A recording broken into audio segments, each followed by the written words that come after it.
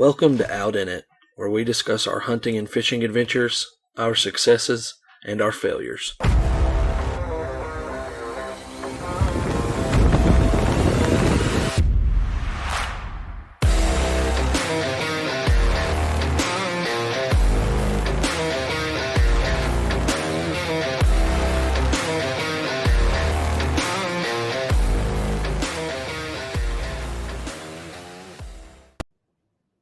All right, what's up, everybody? Thanks for tuning in to another episode of Out in It. Today we got a pretty cool guest, guys. I'm excited about having you on. Jimmy, how are you today, brother? Man, I'm doing good. Appreciate you having me on as well. Love talking fishing, life, whatever you want to talk about, man. I mean, just got off the water, and yeah, thank you. Yeah, guys, I'm going to tell you, if you don't get excited about fishing after listening to Jimmy talk today, then I don't know what to tell you. Because this guy has more passion than probably anybody I've ever met. So from what I'm seeing, man, it really feels like that you are ambitious about growing the sport of bass fishing, about teaching people, and you're really kind of getting a reputation as one of those guys that can go out and catch the big bass. Yes, so man, it's funny. Like I always was a guy that caught big fish. Like when I started fishing at 15, 16, 17 years old, I caught big fish. I was never a numbers guy.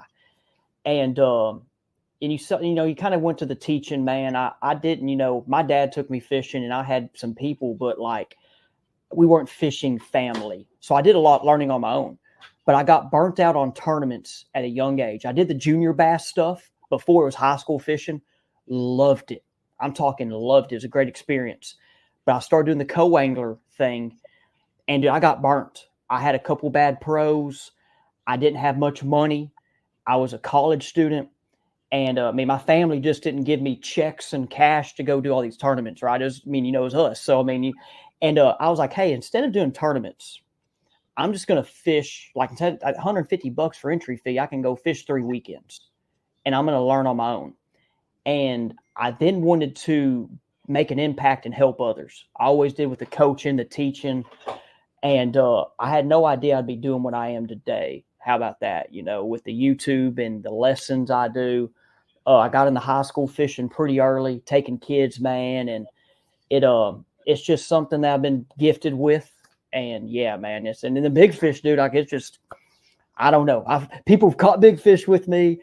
I've caught big fish. Livescope's helped lately on catching, instead of going 7 to 9 pounders, we're now catching 10 to 12 pounders. It's crazy. Yeah, it seems like you've kind of Jimmy is a guide, and you kind of have a pretty unique guide service as to what most guides are. And most guides, you're gonna go down to the home lake that they fish on, or the chain of lakes kind of that they fish on, and you're gonna set up and they're gonna fish those lakes, and that's just what it's gonna be. But for you, you'll go to anyone's home. Well, I guess probably not anyone's home lake, but you've offered to go to many home lakes, and you got a pretty cool kind of service in that regard. And part of the package that you're providing is you're going to teach people how to use their Livescope, and then you're also going to go out and show them, hopefully, and catch fish after that. Yeah, man. So like it kind of went from, so I work with Fish the Moment. I was a high school coach for 12 years. I taught mathematics. I got a math degree. And my buddy Johnny Schultz, who I met through the junior bass fishing, and he's the Fish the Moment. He did this with side imaging, down imaging, 2D, and when fishing started getting popular and fishing offshore. And that was one of his first things he did. So he hired me to be his editor.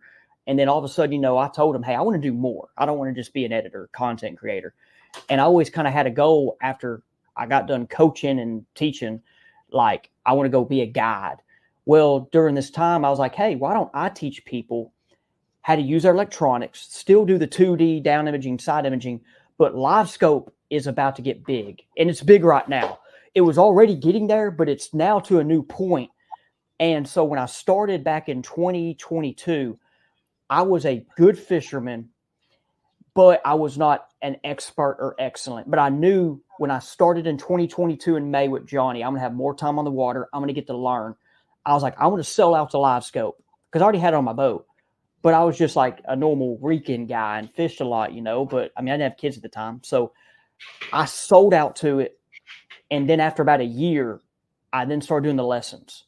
And now here we are in 2024, and it's crazy. I tell people, I've learned so much about it from being others' boats, this. But dude, I took time in learning it, which I had time. I'm very blessed to have the time. But yeah, with that service, man, it's my most requested one. I recommend it to people. I've gone to Texas. I've gone to Oklahoma. I've traveled. I'm going to Greer's Ferry Friday. But if the people, I have a base rate, and then if the people want to pay for the travel and time, dude, I'll go. And it's fun, and it's made me a better fisherman. It's hard to get in another dude's boat and teach them how to use their stuff.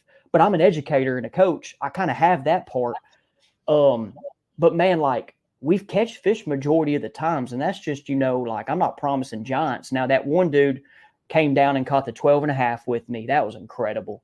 I went to some random lake in Texas with a guy, and we caught over 26 pounds the first day. I mean, that was crazy, so I've had some good trips, but we've had bad ones, but man, it's fun. It's unique with Livescope taking off, and it's just, gives me a chance to get with people and help, like I said, grow the sport.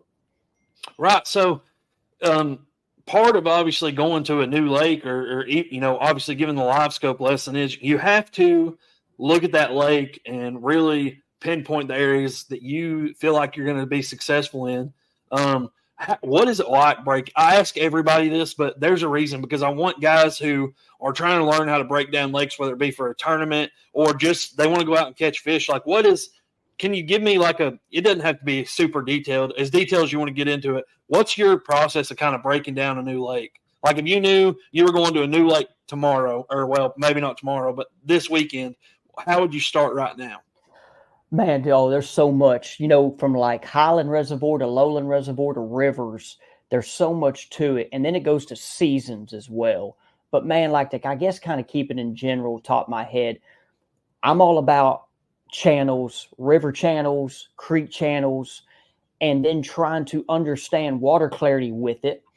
And like I said, there's so much to it. But I think of those channels as interstates. And then you start looking at the channels and looking at the different pieces of structure around it, like your humps, your points, your channel, your creek channel bends. You just try to start looking there. But dude, there's a lot to it. I mean, it is a lot. But it kind of goes to your strengths. So that's one thing that's tough for me at times. I'm comfortable with catching fish in 100 foot of water. I'm comfortable catching fish 20 to 40 foot of water. But if I get with my client, I kind of got to figure out their strengths. And now the lessons part's cool. But I try to look at the lake, and before I moved back to Hot Springs, dude, clear water. Dude, I hadn't fished clear water in a long time. I've been fishing that stained Texas water, muddy water. Now I grew up fishing Lake Ouachita, and dude, fishing in 60 foot pre-Livescope, pre-2D sonar was nothing to me. But now that I'm back here, I'm back comfortable with it. I was catching fish today. My boat was a 90 foot. Now Livescope helps it a lot more than it used to. So man, just in general, creek channels, river channels, and then what's around it, your structure around it. Okay. And then, so if you were going to a new lake, that obviously you're probably going on a topography map, trying to find some of those things. And obviously, especially the lakes around here in northern Arkansas, you got creeks coming in everywhere, river channel. Yeah. You got all that. What makes you favor a certain creek more than another? Do you go on satellite images and look and see if you can find some kind of, like you said, whether it be a transition bank or different things like that? Obviously you're fishing deep too, so you might, that could change. What are you doing to pinpoint, okay, I like this creek more than this creek?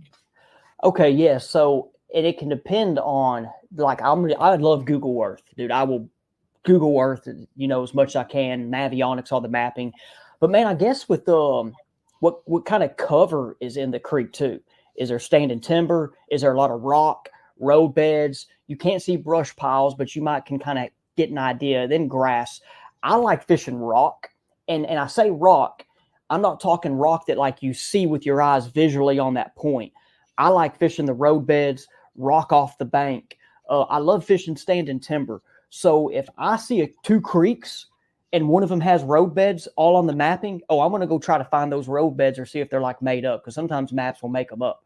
But I like fishing that stuff, and Livescope's helped me too. But even before Livescope, I mean, I remember being 2007, 8, like mapping in 2D, catching them off road beds with 6XDs and 5XDs, Carolina rigging. And so I've always liked rock and brush piles. I'll fish brush piles, right? I mean, but like I go more towards the rock off the bank you can't see with your eyes. Right. So, what's your next step? Like, how are you're taking a client out, you broke everything down. You've kind of gone through your lesson. Like, what's your next step? What are you? So like when we pick a creek or pick an area to go to, dude, we're going to graph it, and I'm going to graph it with him. We're going to go through your like your side image and down image and settings. We're going to graph and go through it. So for example, like I'm going to Greer's Friday. My client wants to practice fishing deep timber. And one thing I'm going to do right off the bat is that 2D sonar image. I'm going to fix it to where you do not see the trees really. And on down imaging, I want to see the trees. So we're going to go graph these trees. And this is what I learned from Johnny Schultz. And other people do this too. This ain't like I did it. I've learned. But this is what I use to help. So I see my trees on down imaging. I see on 2D, not much. But if a bass that's going to be 2 to 3 pounds is in those trees, it's going to pop out. You're going to see the arch. And you'll see the dots on down imaging. So I'm going to graph these creeks like this one. I'm going to graph these trees. I'm going to look for bait fish. If I see bait fish and don't even see bass, I will now drop the Livescope. Pre-Livescope, you just were looking for fish around bait. But I'm going to graph these creeks. Man, we might graph for 2 hours and not see anything we like. So I'm all about using my stuff here and trying to help me find areas so I don't go fish unproductive water. Now, of course, you can go catch them on a rattle trap or a flat side crankbait. But with my lessons, we're doing electronic lessons, Livescope. So I go through the whole process. Right. And so, you're hearing me talking about transition banks and things of that nature. And those are good visual tools. But like you're saying, like, I don't want to say necessarily that that's kind of outdated, but with Livescope, that's something that's like, that's a good place to start. But now with Livescope, and people are learning so much more about fish, like even just from just what you're talking, like there's so much more that you can figure out by really utilizing your graphs, and it doesn't phase out the old style, but it definitely, I'd say it gives you more insight whenever you can break down everything like you were just saying, as opposed to kind of sticking to the old rules of thumb that you hear from a lot of the old timers. Yes, sir. Like transition banks. So like one thing I learned when I moved to Nashville from up here, and I was coaching, and I moved to Nashville. I had somebody, in Nashville, Arkansas, for people listening. And there's a lot of good fishermen down there. I'm saying some good ones, okay? One of those guys took me under his wing. And so I was a deep, clear water guy. Now, lowland reservoirs, I fished deep. But I'd never really figured out like a shallow crank and winter bite, for example. And this guy, his name's Michael Howard, took me under his wing, pointed me in some direction. He never just said, hey, go here. He just was like putting little like crumbs and making me learn and try. But like those transition banks, like pea gravel to rock, and like now fishing, like going to Lake Washita to Gray, Jeremiah Kennedy just put it out there in the open. He was fishing grass, but he was fishing where the rock, like you see it in some video clips, there's a rock vein, there's grass there, so that's 2 pieces of cover in one. And fish sometimes like more pieces in cover. But now going with Livescope, you can still do that. Like Kendi wasn't using Livescope that day in the open. I mean, he might have, but like, he was fishing with spot lock. But like, if I was getting prepared for a tournament, like your channel, like we're up there in North Fork Bull Shows, y'all got all those channels, like those transitions. Dude, you can drop Livescope there now and see fish. Now, let's say they're so glued to the bottom, they can get so glued to the bottom you can't see them. You can throw an Alabama rig, see them come off, and then not even throw again and know, hey, in the tournament, there's fish here. So that's just how Livescope's changed it. It makes it more efficient, but like the old school techniques is still a thing. 100%. Like, the transition banks, this. It's just now Livescope, you can use it to help be more efficient with it. Right. Mm-hmm. So it's obviously a pretty cool experience what you're able to do with people. I mean, even just from what you're talking now, to be able to take the knowledge you have of that, take somebody out on a boat and show them these kind of things. And I can't imagine how many people have you had after you take them out on one trip who've gone out on their boat on their own, have sent you success stories down the road afterwards. Oh man, it's pretty. I've had a lot, and it's pretty neat. Like, and one thing with my deal, my service, I tell them, after you pay me money and I'm in your boat, you ever have any questions, anything, call me. I get back with you, and it might not be that minute, right? But like, I've FaceTime dudes in their boat. Like, there's some things at times where your Livescope does this on the graph, it goes crazy. So I walk them through a process. But it's kind of a family, man. Like a lot of my and a lot of them originally were from my YouTube channel, my fishing coach YouTube channel. Then after that big one got caught and it got word out, it's kind of imploded. Like I said, it was originally a 3 to 5 service a month, and it kind of got me out of the house and I could go fish with somebody. And now it's like, I mean, I'm booked through March and I got 2 weeks blocked off due to the classic and other like business obligations. Which now what it does, and people don't realize it. I know you're doing the podcast and you're doing, your thing with apparel company. I think you've mentioned to me and you're wanting to do content. So like today, for example, I got to hang out with my family, made breakfast, hung out with them. I did a little bit of app work. I work for a fishing app and do stuff for them. I went on the lake and I got 3 videos from today. 2 are just sit down, but like I got 3 videos. And then after I get off here, I'll go help put the kids down. And then I'm going to upload footage. I probably won't go to bed till midnight or 1. And then I'm tomorrow trip. Then I'll come home, edit at night. So it's like a never ending deal. It's fun, but like you put a lot of work in, but the work is very rewarding with the people. I get messages. I was at that high school tournament Saturday, and how many kids came up to me I didn't know. I love your YouTube channel, and adults like, and that stuff I just like, I don't think about, but it's always rewarding. And, but it's work, man. Like some people just think I go fish every day, and nah, dude, I don't fish. I mean, it's, fishing is like my life now. It went from, it's crazy. I'm lucky, but like, dude, it is like, it's wild. Has it, I wouldn't say tainted, but has it like, you're obsessed with fishing. It's obvious that's has it grown your obsession now, or is like your obsession with fishing kind of changed a little bit more into teaching as opposed to just fishing?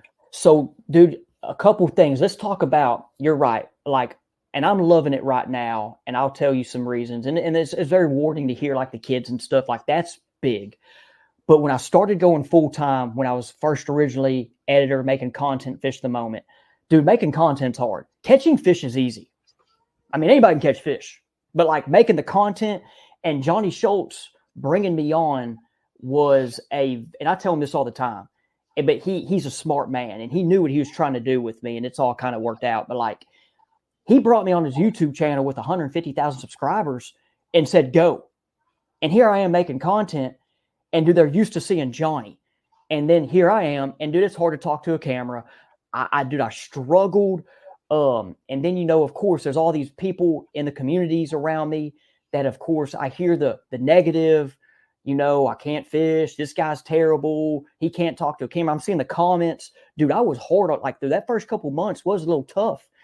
And like, I was used to coaching football to where parents would be like, oh, throw this play, whatever. Like, I had thick skin, and I had to realize, and Johnny coached me through it, of having thick skin for YouTube. And some of the best got it. Like Ben Milliken, his skin's thick. He don't care.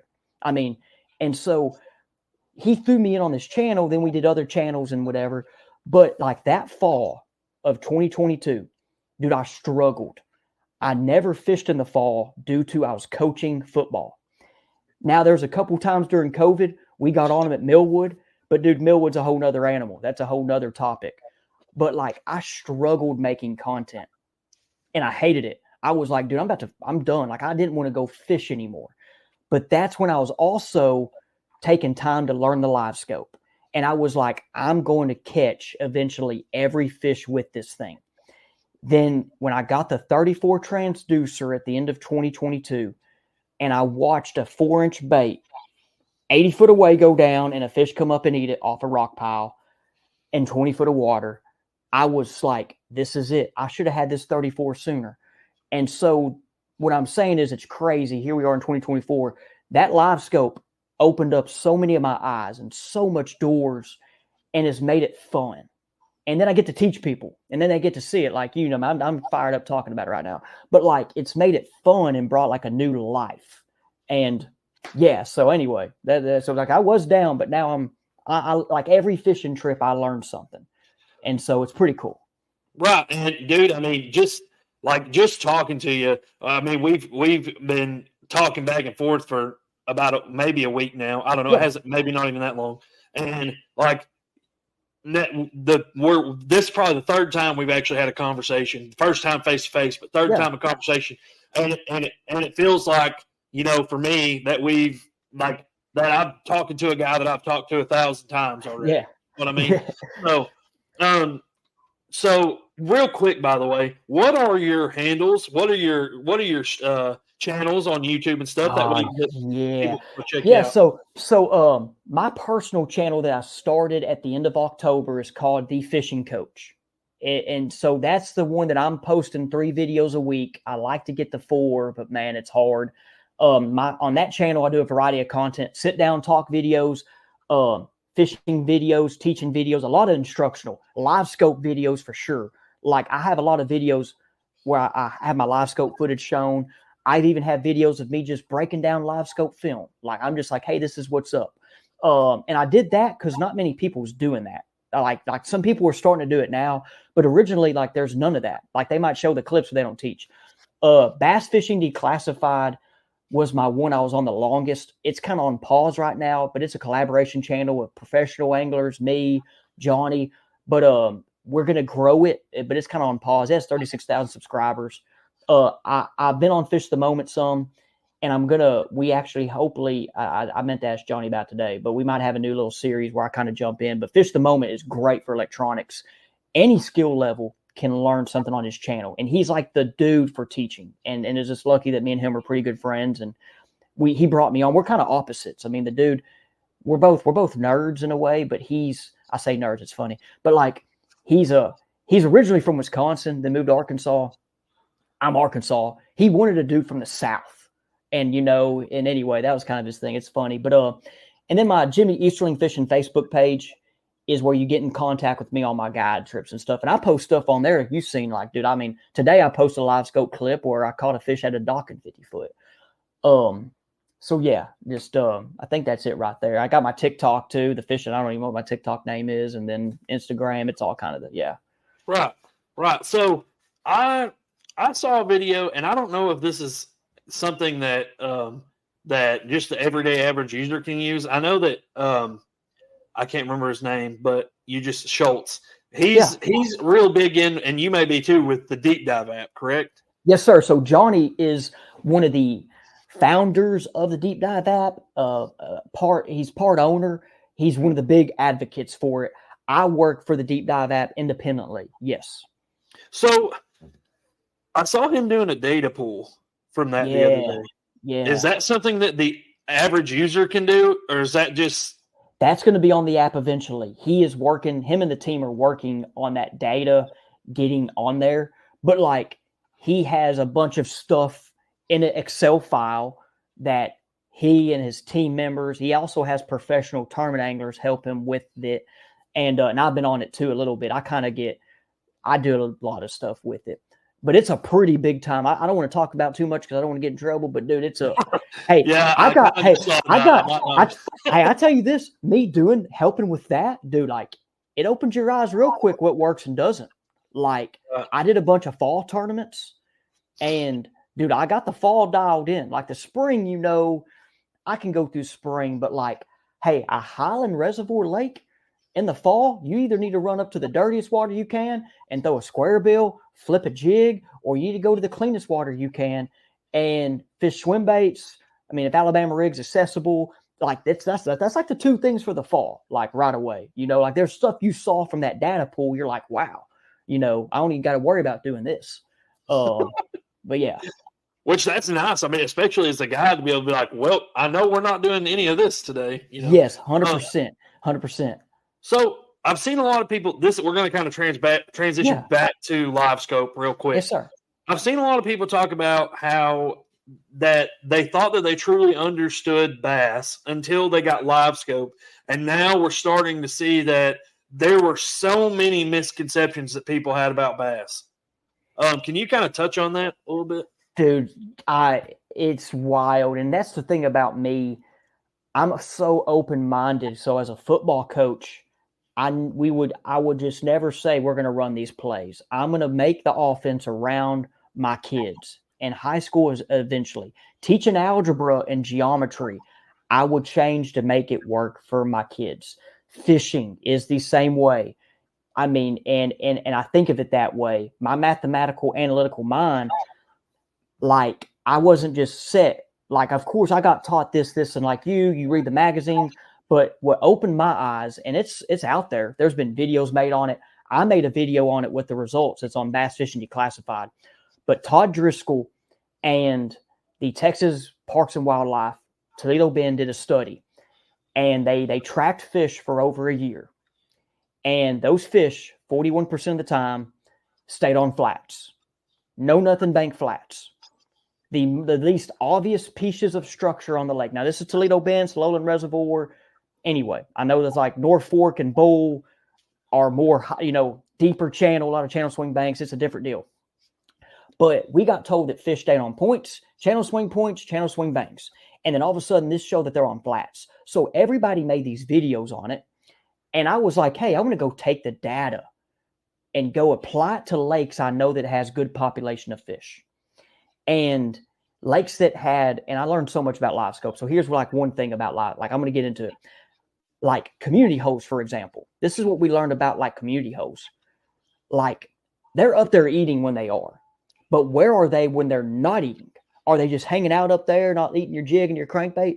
No, those dudes can be 50 yards over there. They could be out here in the channel on the bottom. They could be suspended. Dude, we learned so much. When they're up there eating, that's their time to eat.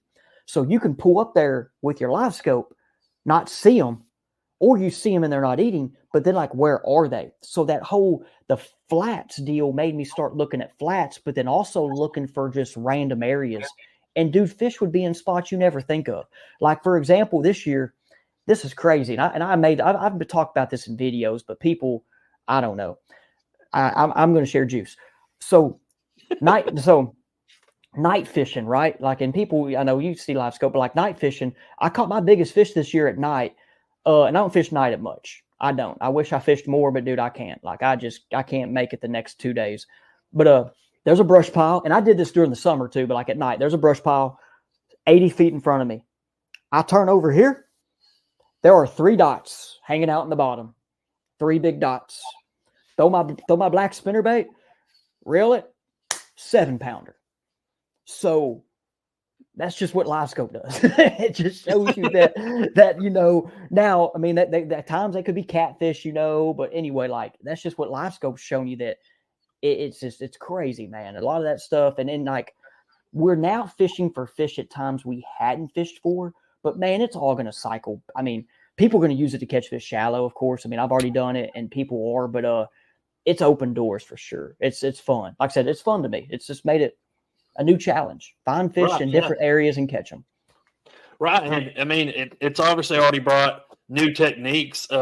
Kind of the hover rig to Mickey rig is like being way utilized more than it was, Yes.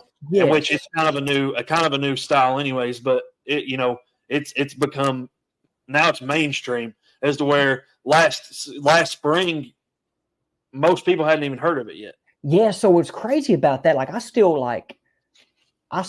just get, I say not mad at myself, but I laugh. So I was fishing them stained and muddy water lakes, and I tried it some and could never get it, dude. And I hated spinning rods. The only reason I pulled my spinning rods back out is because I work with Core Tackle. I got all these hover rigs in November and December of 22. And that fish I said earlier that I threw at a rock pile with that 34 was a hover rig. Okay. And so that was my beginning kind of stage of it. And people now caught fish with the Mickey rig and without Livescope. I mean, there's footage of professionals doing it. Like, it's kind of evolved. But Johnny Schultz, dude, like he was the Mickey rigging 3 years ago and telling me, hey, dude, you need to start doing this. I'm like, dude, I'm fishing Millwood and I'm fishing these lakes, I'm going to Lake Fork. I'm not throwing a Demiki rig at Lake Fork. Now I would today, but I didn't back then. I would today. And so then all of a sudden now, man, like the word got out. Some people had it, and now it's pretty popular. It's the number one technique right now, number one thing. But it's not easy by any means to do it. But those professionals like Wheeler, he was already kind of good at it, right? I mean, but he got better. Cannell, I mean, Spencer Sheffield, all them dudes were good at it, but they did it all off season and saw the power. And now the next thing though is it with like I said, there's so much to it. Jig head size, the color of the lure, what lure you throwing. Now you got to kind of figure out that stuff. But what's his name? The dude that just won Toledo. I'm not the best with names, and he's a Japanese angler. Dude, he's doing something a little different though than the Demiki rig. I mean, he's throwing a 6.5 rod, and you hear everybody else like Ben Milliken's throwing a 7.3, Jacob Wheeler's throwing like a 7.2, 7.3. Like they're kind of more straight Demikian, but I just went blank on his name. But that dude that just won the Toledo, he's doing more of that like strolling. I think. I mean, I think he's doing more of that mid strolling, because with that shorter rod, I mean, he's over here, just going after it. And I can't do that with a 7.3. Like you're hitting the water. And so he's dialed in on something with that. I don't, so it's going to grow. It's going to grow for sure. The techniques. Yeah. So, I want to talk about, I saw you talk about helping with the high school, bass team there. So, high school bass fishing, I feel like in the state of Arkansas is pretty young. It's kind of in its early evolving stages. How did you get involved with that, and kind of what's the outlook, and what have you seen any growth in it already, or? So I started when I got to Haskell Harmony Grove. I was the offensive coordinator. This 2016, and this was a sweet job. Offensive coordinator, quarterback coach, fishing coach. They already had a couple kids. They wanted me to take over the fishing team. Sweet gig, right? And that's when it started. High school fishing, man, was big before COVID in Arkansas. Dude, it was big. I remember in 2017 going to a random tournament, not random, like a normal tournament, 90 to 100 boats.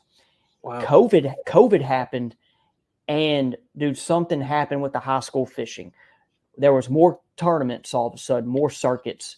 And then I think just kids aren't getting interested in it. And sometimes it cycles, I think, with your parents. But what also hurts the high school fishing is there are so many tournaments in Arkansas right now. These kids have to have a boat captain. They can't get one because all the boat captains are fishing every other weekend. And so I'm here to try to help it grow. I don't fish many tournaments. I haven't even fished a tournament this year. I have no desire to do tournaments.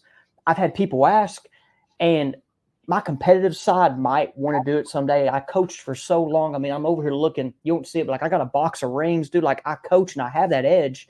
But like fishing, that was my getaway. And with the kids, I'd rather take kids fishing than do a tournament. But if I did tournaments, I'll go practice 5 days a week while they're working. But I don't want to do that, But right. I think that's why the high school fishing is kind of at a stall, is we have too many tournaments. And so there's no boat captains.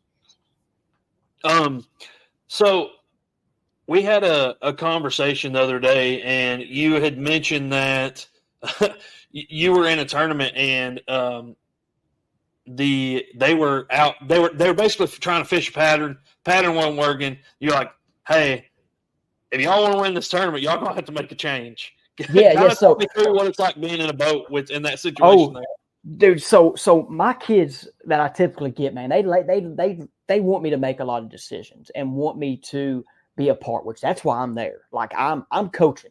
I've been protested before in tournaments. There's one tournament we won, a group of kids we won, and I was standing up there on the deck. Now this tournament, I could not run the trolling motor.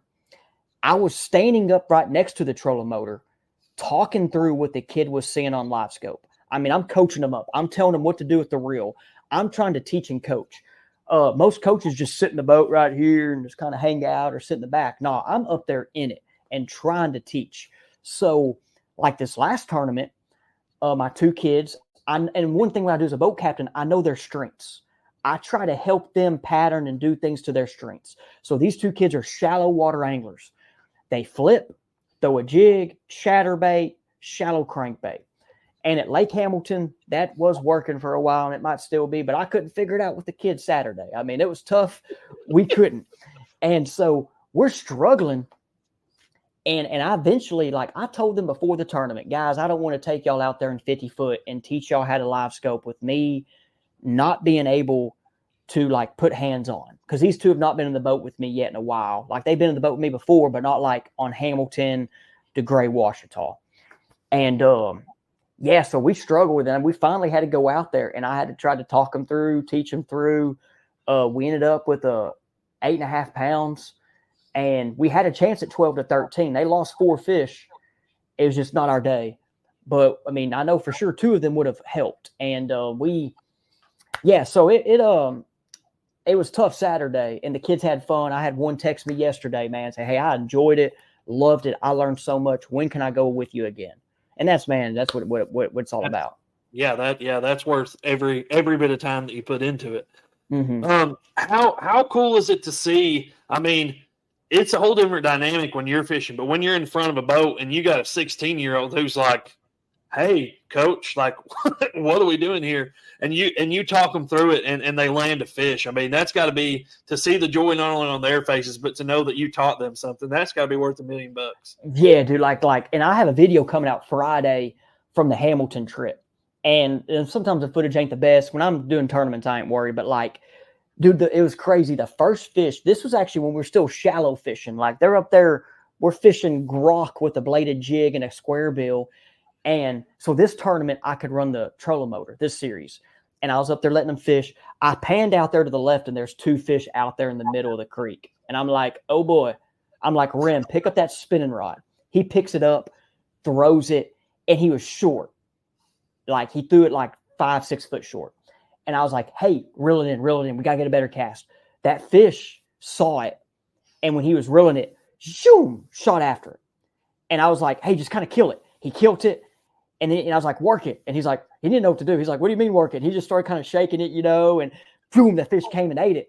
And dude, like, he was fired up at that point, And then we went back shallow and did it later. But like that one tournament, I was telling you about where I kind of got protested, whatever, and people complained.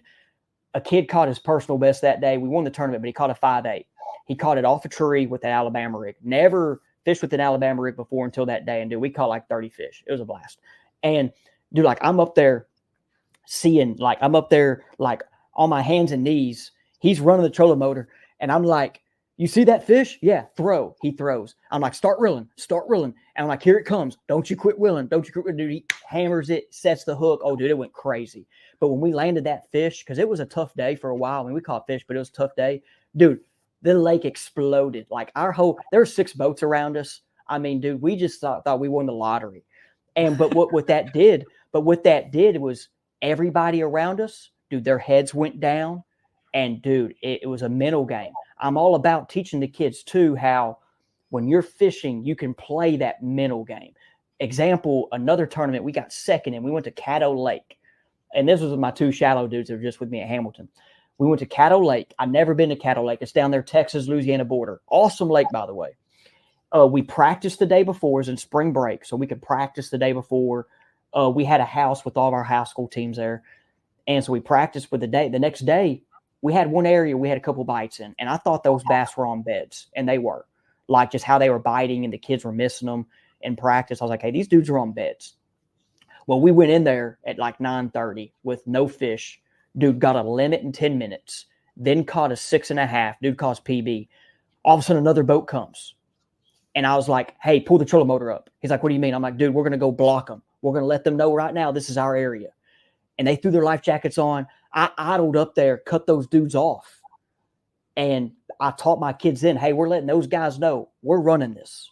Like, this is our area. So I bring that old school kind of style, and that's just my coaching and my, And I don't know, someone might be listening to this thing. That's terrible. No, it's not. I mean, we're letting those dudes know this stretch, we own it right now. Get out of here. And that boat turned around and it worked. But, there's mind games you can play too. Right. And man, there's a lot of guys who, there may be guys that don't enjoy this story, but you were telling me the story before we hopped on here. And this is kind of plays into the same thing that we were talking about. Do you mind to go ahead and tell that story again? I love this story. So Mountain View in 2016, where you're from, really good football team. And I was the coach at Haskell. We were a 5 seed, but we were really good. We had some injuries. So it was going to be a good game. And Mountain View was good. Like, I know, dude, like they were big up front. They ran the ball and took time off the clock. We threw the thing. So, and like I told you, that Thursday, we played on Thursday, week 10. Mountain View and Clinton played on Friday. And that was for the conference championship. And Mountain View ended up winning, or I don't know how it worked out. I don't know. Mountain View got the 1 seed is all I know. And we noticed in pregame. So we get there early to take notes, look at kids, the field condition, everything. But what I took a note on was Mountain View's didn't play music before the game. They played highlights from the radio show. Oh, Buddy with a touchdown, that running back you mentioned with a touchdown, big tackle here. And I was like, this ain't going to fly. So we looked at the rules, and we could bring a speaker and put it on our 50 yards. So we brought a speaker, had our playlist for our kids. We cranked that thing. And Mountain View, like I told you, them kids saw it and was like, this ain't cool. And it got in their heads. Then Mountain View's trying to turn up their thing. We turn ours up, but ours is on the field. Their speakers are up here, so ours is louder. And we got in their heads right then. And we put up, 24 points in the first quarter. Mountain View, we beat them by like 3 or 4 touchdowns, but like they made a comeback later in the game. But I think that first quarter, us getting that big jump, dude, it started right then. Like we came in there and said, we're going to take your house. And it was a mental game. Is all it was. Right. And it's funny because you were just talking about how you want your kids to learn that fishing as well, that you can do that. And I figured people would appreciate that story because I got a good kick out of it. And definitely. But man, so I wanted to ask you one more question before we hop off here. When you are when you're going to fish in a tournament, like, are you saying like, hey, I need X many spots or kind of patterns, or like where do you come from? Basically, like if I'm going to tournament, I'm like, I need to have yay many spots where I think I can catch fish on. And if this spot doesn't work, then I've got, this kind of area picked out. How do you, what's your mindset on that? Man, that's tough and easy, but the tough part is like it could be seasonal, right? And one thing I've learned about tournaments and being successful in tournaments is if you try to fish history, it's not going to work. You got to learn how to fish the moment of the tournament. And so last year in my high school tournaments and the couple I fished, man, I looked back, we made like over $5,000 in my boat, and I didn't fish no giant tournaments. These were like $500 tournaments or a high school deal. I only fished like, I think 6 tournaments last year. So I had some success, but dude, a lot of it I learned was like fishing the day, and it was crazy. Like, I might have caught fish in areas I never caught fish before, but dude, that's hard. So like, but like if you kind of have now if you get to practice, let's say Friday you practice and you go out and find fish in areas, yeah, dude, you're going to hit them boom, boom, boom when you think. But like, so that's what's tough about not having practice and do. But like me with what I do, I get to practice, and even those high school tournaments, so like that high school tournament, or one of them, the one where the kid caught the big one on Alabama rig. Dude, I never threw an Alabama rig on that lake in practice with the kids even. I told them, we're going to throw them on game day. It was a fall transition, but I threw jerk baits the day before. And so I throw these jerk baits at areas, see the fish react, and then know, all right, they're going to see that A-rig tomorrow. But like a lot of it is, dude, like I literally go graph areas. I try to go through the kind of the 3 steps to find bass. Well, one is bass, but that's the hardest one unless you drop your Livescope. But is there bait fish or forage present? and then what are the pieces of cover, and how are the bass going to use the cover to ambush the prey.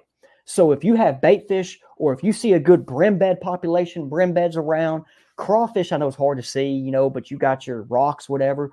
But then if you have your brush piles, your timber, then try to visualize how they're using it. And so, I mean, I don't know if that helped, man, but it's hard to explain. And I was asking more from great. That's great information, but more from like you said, if you got time to practice, like how many, and like you said, it can vary because if the bass are schooled up, well, if you can find a good school of bass on bait fish, you may not leave a spot all day hardly.